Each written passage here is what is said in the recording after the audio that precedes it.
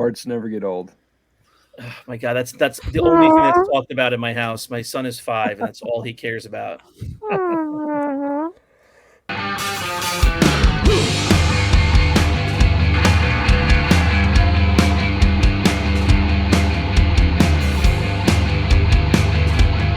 Hello, everyone. Welcome to 5 Idiots Talking Toys, a collector's podcast. We're here on a Sunday night, and we're here to talk to you about the collector hobby that we all love. Let's bring the boys in. Christopher's here. Brandon's here. Lord John Walden is here. And again, no Charles. Bye. It's Bye. 2 weeks in a row that Charles has missed. He has severe podcast fatigue. He needed to take a couple of weeks off, so, you know.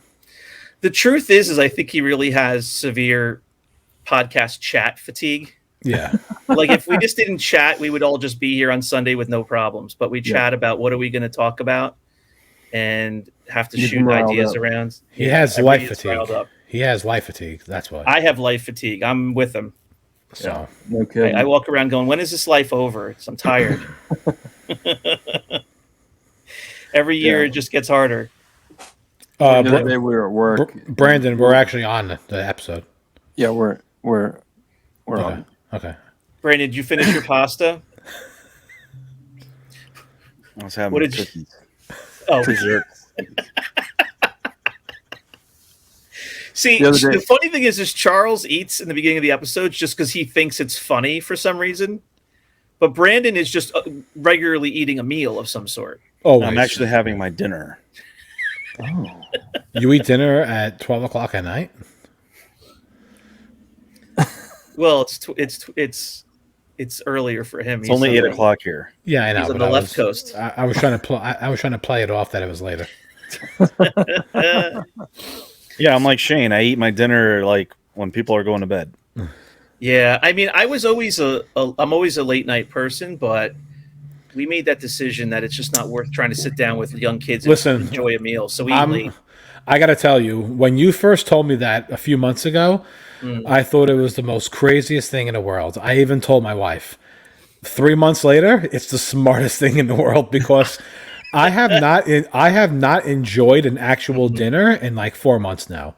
I don't enjoy any dinner. I'm either standing while I'm eating, I'm shoveling it down with Brandon's snow shovel, or I just don't even eat sometimes because they're always complaining and crying and throwing crap around that you just, my God.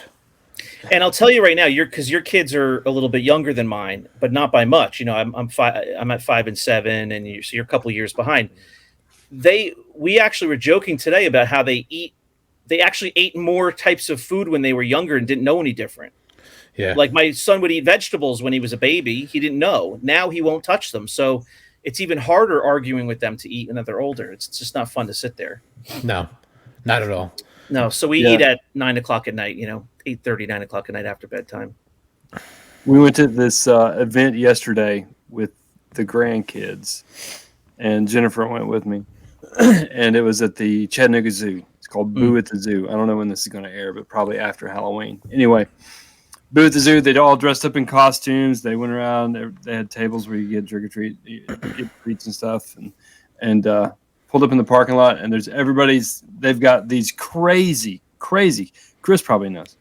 They have these crazy, like, carts for their kids. It's not just a stroller. It's a cart. And it's like 3 levels. Yeah. And I looked at Jennifer. I'm like, are they selling hot dogs or do they have a kid in there?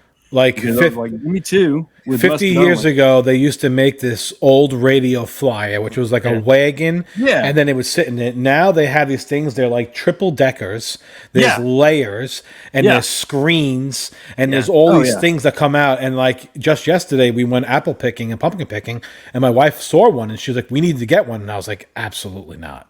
Like, no. Well, it's already been ordered. It'll be there on Wednesday. Yeah, probably. We're watching them load and unload these kids, and open the trunk to the mom van and change diapers and everything. I said, I am so glad that I'm done with that stage of life. It's like There's no way I could do it now. No way it's like possible. glamping versus camping for kids. It's like can't sit in a metal wagon. You've got to have a cushy seat and a mosquito net and a umbrella. Yeah, It's like glamping to go to the zoo. yeah. I'm going through it right now because, like I said, I have a 3-year-old and I have a 1-year-old, and I have the double stroller. So you got to take this monstrosity in and out of the car. You got to put it all together with the 2 seats. You got to get the diaper bag. You got to get the bottles of milk for the baby still because he's 1 and he's drinking milk. And it's just like, my God, it's like I don't even want to leave the house anymore because it's more work leaving the house. Yeah. And she wants to have a 3rd. Because you're doing homework. She's already got a nanny. She's Just just having add another kids one. ain't such a bad thing after Oh all. my God. I say to her every single day, I go, how and why do you still want to have a 3rd? I'm like, we haven't eaten dinner peacefully, like you said, in 4 months. We can't go out normally. And you like, won't. You won't. Yeah. You won't eat peacefully for the next 10 years. Nope. And then you have about a 3-year span. Well, you don't have girls, but you'll have about a 3-year span until they're teenagers, like steep into the teenagedom, and then They hate you. Then they hate you, and then you'll have horrible dinners. Even this morning, I wake up at 8 o'clock in the morning. I set my alarm because I go to the gym at like 8:30. So they're all still sleeping. So I get back home. It's like 10:30 now. And I'm like, and everyone's awake. They kind of ate already. And I'm like, Lisa, I'm like, do you want to have some eggs? I'll make some eggs. And she's like, sure, I haven't eaten yet. So she's been up for an hour yet. Still hasn't had a chance to even have coffee or anything yet because she's taking care of the kids. So she gives the baby like one of these little like packets, right? And he takes the thing and squeezes it all over his head. So I'm in the middle of like making eggs right now. I just turn around and he has it all in his hair. It's all over his face. I literally just took the eggs. I just dumped them in the sink. I says, I'm done. I don't want to do anything. I'm just done. That's it. Because you had to bring him upstairs and give him a bath. And I'm just like, oh my God. I'm like, I can't enjoy anything. Yeah. Yeah, it doesn't get any easier. No. I would love to tell you it does, but it doesn't. And I'm only a few years ahead. Yeah. All right, boys. Well, it's always fun to shoot the breeze. Let's That was a great episode. let's circle back and hit our topic for tonight for a few. Thank you very much for being here, everybody who's listening and watching. If you're on YouTube, please subscribe to the channel, like our video, and comment what you think about Christopher's son squeezing a pouch all over his head. If you're in the car and you're on Spotify or Google Podcasts or Apple Podcasts, we appreciate you as well. Come check out our YouTube channel for more videos, guys. Tonight, well, I'll throw it over to Brandon. Brandon, this is your topic, I think. Let's get the rundown of the topic and kind of the general thought behind it.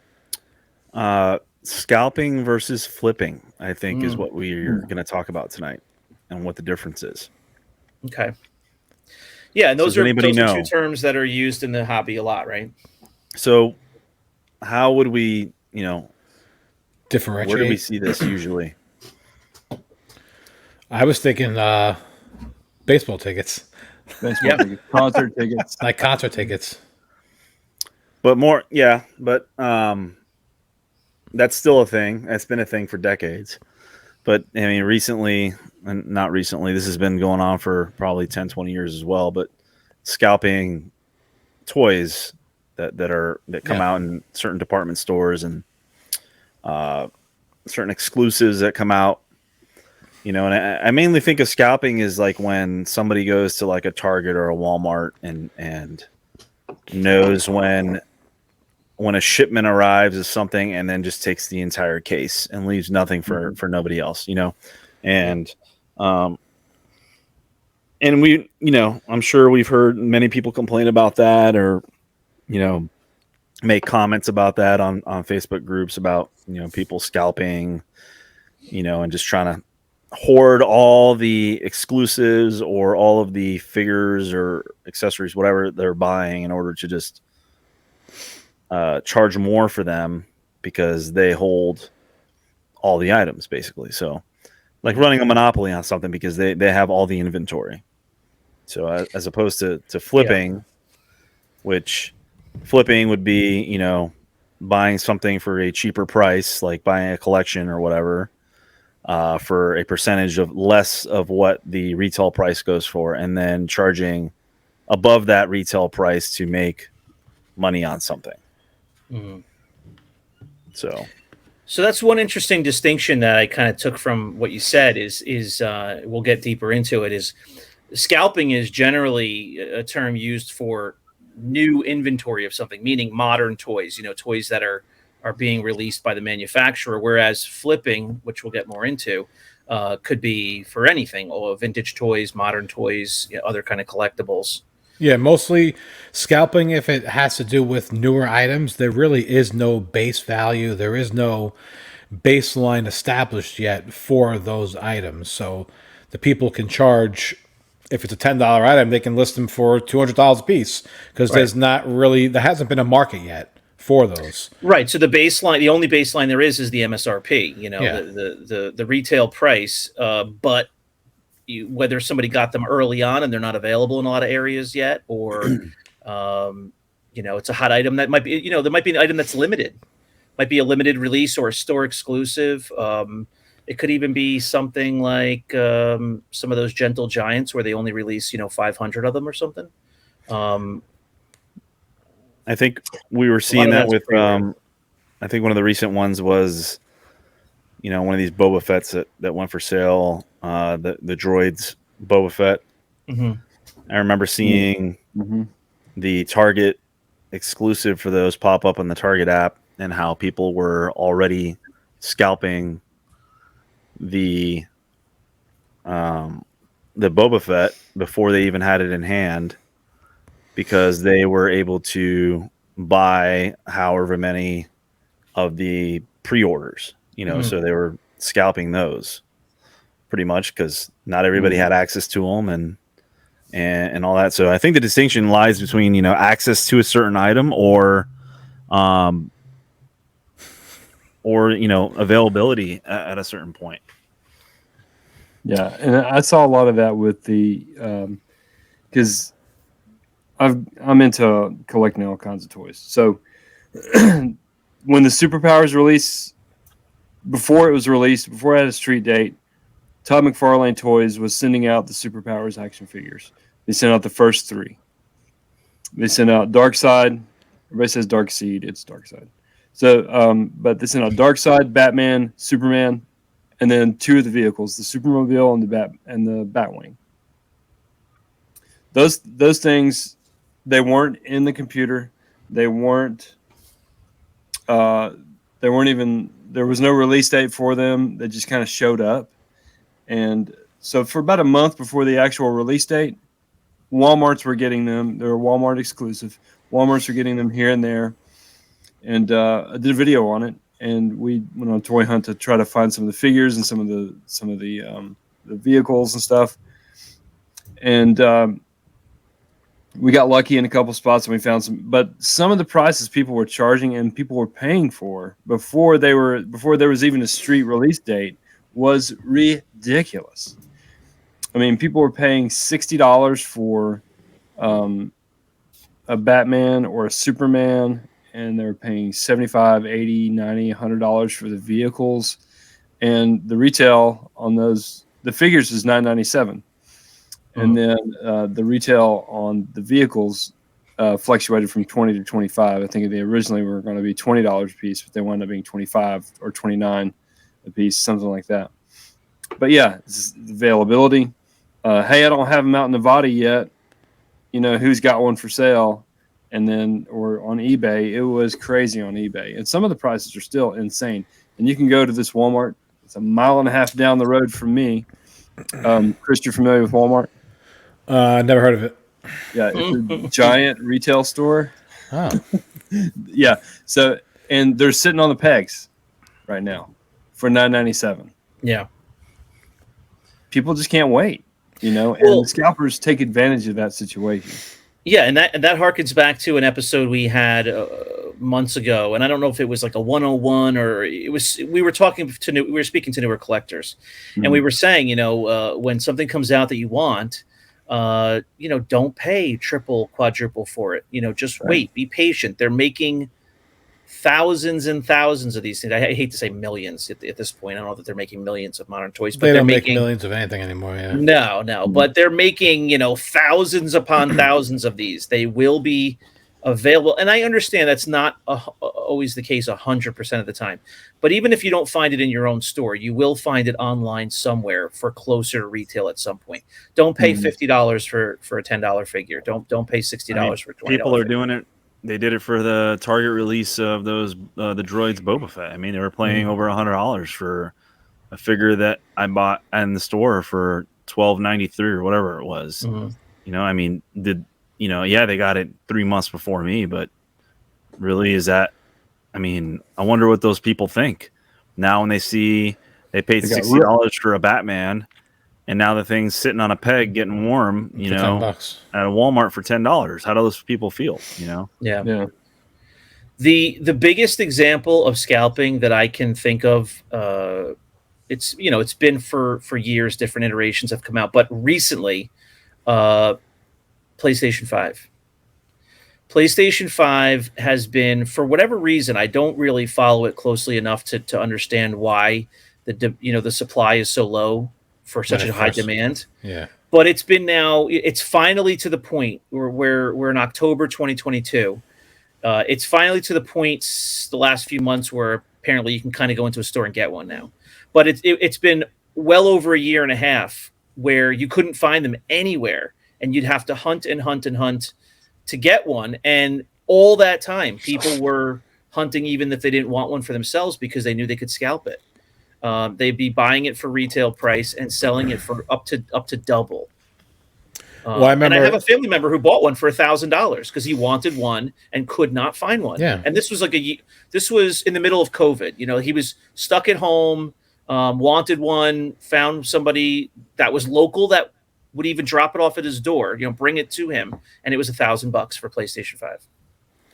There were guys who were selling it on some of the pages, and they were just getting blasted by people, talking crap about them. And the guy was like, "I don't care." Like, I sat outside. I think it's because the major distinction is everybody knows that price, the retail price of that, as opposed to flipping an older item. Nobody knows what you paid for that item, and then you could sell it for what you want. Whether you're making a lot of money or not making any money on it or taking a loss, nobody knows. So I think people are like, well, screw those people selling those PS5s. I know they're going for $500 and now they're trying to get $1,000 out of it. That's ridiculous. As opposed to, hey, I got a Darth Vader for sale for $40. Nobody knows that I paid $35 for it, and I made $5. No one's going to call you out on that because no, never. I mean, people cleaning out stores to rip people off basically is what that is, because they're going out of their way to, to buy a PS5 when they don't even want one just because they know they can make money off of it. I mean, good on them. They're making money off something, but bad on them as well because they're kind of taking advantage of people who can't get out there and get it themselves.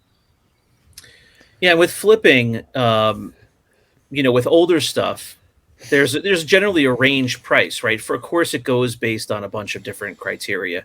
What's the quality of the item? What kind of shape is it in? If we want to talk about vintage Star Wars, it's what kind of paint rubs does it have? Are the limbs tight? Does it have it as an accessory? What shape is that? All those things. So flipping could be just someone coming across an item for $20 that they know goes for $30, that they could get $30. Not even that it does go for 30, but let's say it goes from 25 to 35. They see it for 20. They're like, hey, you know what? I could probably get $33 for that. Something like that. Like, that's kind of the mentality with flipping. It's not necessarily, I guess it could be collections too, right? Of course. But that's, now we talked on our last episode last Sunday about selling a collection, selling, some people don't like to sell to a seller or a retail shop or whatever. It's that same kind of thought there. If you're selling a collection, those people that are buying it and reselling it, they're flipping the collection. So that could be considered flipping, but I don't know, does that have a negative connotation when you hear that word just straight up? Because that's not negative to me. That's that person doing some business. Some people, I mean, I think of it like flipping a house. People buy a house that Right. needs work. They put work into that house and they sell it for more after they've poured a bunch of money and equity into it. So, similar to toys, buy low and sell high. You know, you see some toys that are a good deal and think you can make a few bucks off of it to fund your collection, go ahead. You know, and I think the biggest thing is that nobody knows what you paid for those items, and there's no set baseline for those figures, you know, and people don't know what they go for, or maybe people do, but it's not, there's no set price for any of this stuff anymore because it's not new anymore. No. Yeah. You know, And also when it comes to flipping, you kind of need money to flip.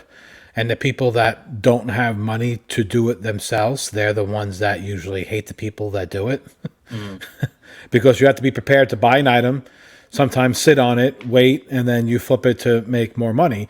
And some people just don't have that money to do that themselves and lay it out and then sell it and then whatever. So they just like to talk smack. Well, it's the same thing with flipping a house, like we just said. You know, you see a house like on your street, even, you know, something that you're familiar with, and you're like, oh, that house sold for X number of dollars, and then, you know, 9 months later, 6 months, 9 months later, you see it selling for, you know, 1.5 times the price. You know, just course of nature, like you just your general reaction is, oh man, you know, like I wish I could do that, buy that house and then sell it for 1.5 times. Yeah, but you are not a flipper. You have no idea what went into that. Like, there was time that they had to put that money out. You know, there was work that had to be done, you know. So it's the same kind of thing, you know. And not everybody can relate. Not everybody can do it. But listen, I go to toy shows and I just buy some single items sometimes. I come across like a more desirable, you know, action figure, and I know that the guy is asking a very fair or even a low price for something. I mean, I'll buy it because I know it's worth more. And this is me buying from somebody who paid for a booth at a toy show. If they don't know what the price is, the current price is, then that's on them. They're supposed to know this stuff. There's been plenty of times where I'll actually buy items at full value that I know that I can get the same exact amount, just to list it on our page and have some action and some, you know, some people coming over to our page to buy stuff. Yeah. Yeah, I know you've said that before. What is that page, Chris? That's at rogue5toys.com. Very good. Rogue. Do you sell only Star Wars toys on there? So right now I only sell vintage Star Wars. I am trying to branch out to Mego and all the lines, but I have no idea about any of it. So, do you have any McDonald Land figures coming up anytime soon? Those McDonald Transformer pieces that came in the Happy Meals? Yes, I got them. So, what other thoughts do we have about? I mean, we really wanted to just spell out the differences when people who are maybe novice collectors and they hear the terms flipping or scalping. Scalping has a negative connotation, for sure. But I think even when you hear the word flipping, people automatically think it's bad because they go, "Oh, he's a flipper. He's a 2-bit flipper," and it's like, you know, it's not like you're going on one page to buy an item for $50. Then going to another page and selling it for like $65. You know what I mean? Like, at least in my case, I'm buying collections. I'm buying huge thousands of worth of dollars of collections and doing all the work and doing it. Well, let me ask you this. I think we're going to wrap it up here in a few minutes, but let me ask this question to you three guys. How about we talk about etiquette for just a second? Now, we've talked about etiquette in the past, so we've covered this ground a little bit, but scalping, I'm not a fan of for obvious reasons. I mean, you're emptying a shelf in a toy store of toys that you're basically hogging everything instead of letting other people come in and buy an item for their own collections. You're hogging it all, and then you're going to go sell it for a lot more. So I think that's obvious. But etiquette with flipping, you buy something in a collector group online. What's the etiquette there? What if you saw that person turn around 7 days later and sell it for more money. What are your thoughts on that kind of thing?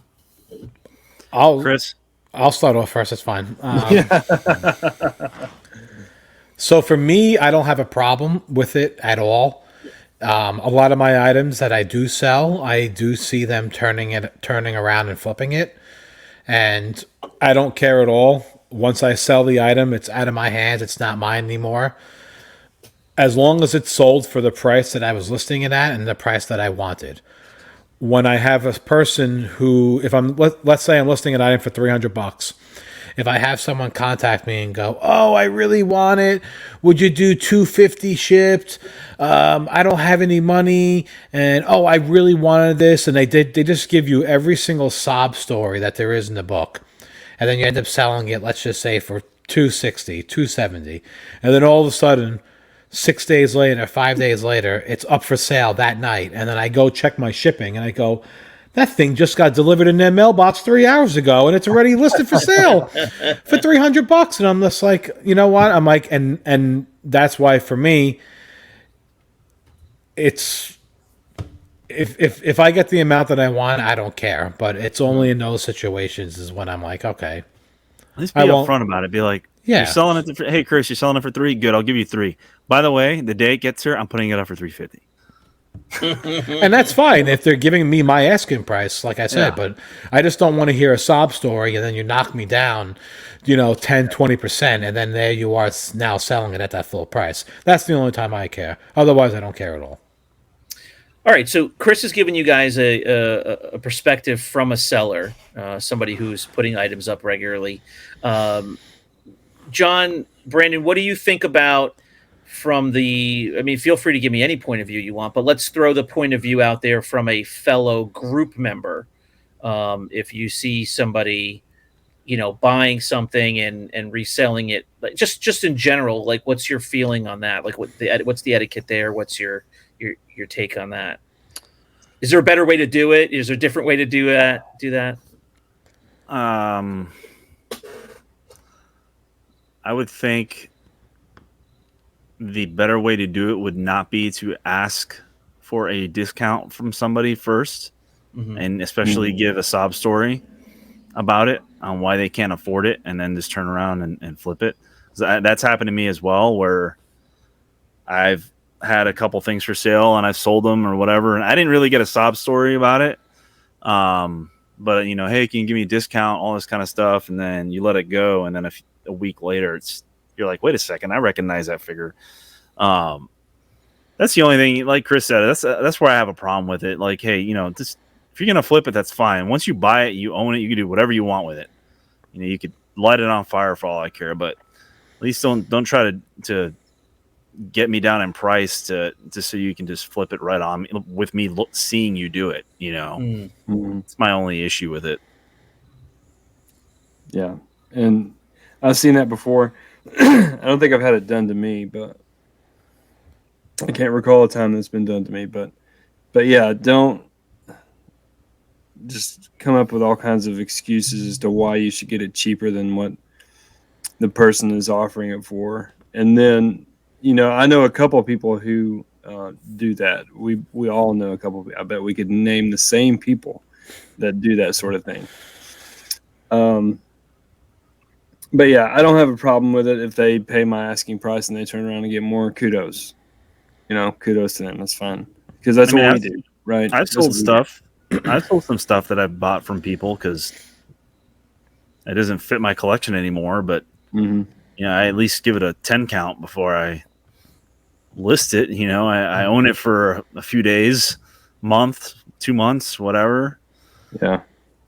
So there was a collection that I had gotten in a few months ago, and part of the collection was there was 126 Rebel Commandos, 126, and a lot of them, honestly, they were mint, and I don't say that word loosely. They were mint. They would have graded 85 plus, probably even a couple of 90s.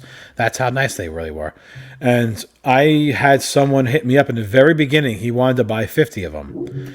And I was selling them for a certain price. And he was like, yeah, I want like 50 of them. And I was like, great. Yeah, sure. here's 50, here's the price. And he's like, oh, no.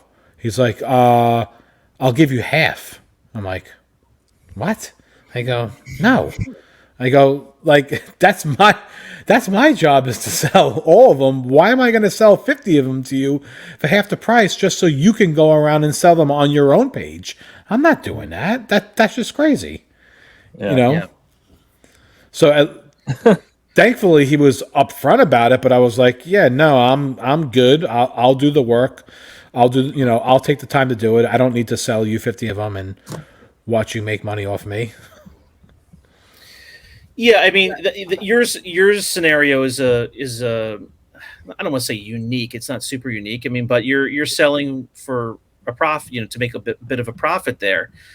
It's understandable for somebody to want to buy a bunch of something from someone, get a little break on the price because they're buying a bunch. But that's not always the scenario that works out for the seller. It has to be something that works out for both parties. If an item is going for $28, $30 complete, and the guy wants to pay you $13, that's not really a good deal. Yeah. All right. But I'm buying 50 of them. Okay. You telling me not the Sam's Club? He doesn't know what Sam's Club is. He doesn't know Walmart. I know what Sam's Club is. You know Costco? I know Costco, but I've only been there about 2 or 3 times in my life. He just goes on Saturdays for the samples.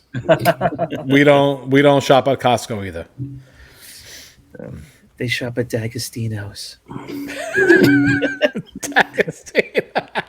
Isn't that the name of the place in the city? I've never heard of it. I have no idea. That fancy supermarket from when we were kids. It just sounded so fancy and so sexy. So yeah, look it up, D'Agostino's. Remember those commercials?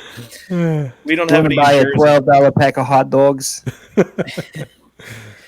All right, fellas. All right, so flipping versus scalping. We've covered all the points we wanted to hit. Hopefully that enlightened anybody out there who was unsure what the differences were there. Be patient. Be patient, yeah. We gave you some seller perspective, some fellow collector perspective. Thanks very much for watching. Another fun episode, guys. Please subscribe to this YouTube channel if you're watching us. We appreciate it. We're going to keep trying to pump out some more content for you folks. Wednesday nights every week, we have our wins and whiffs of the week. So come and check out our new collectibles there. And guys, hopefully we'll locate Charles. I believe the search party is out there still looking for him from last week. Yeah, I just made a post on Rogue 5 actually looking for him. So we'll see. Okay. All right. Well, maybe he'll turn up. Yeah. Maybe somebody flipped him.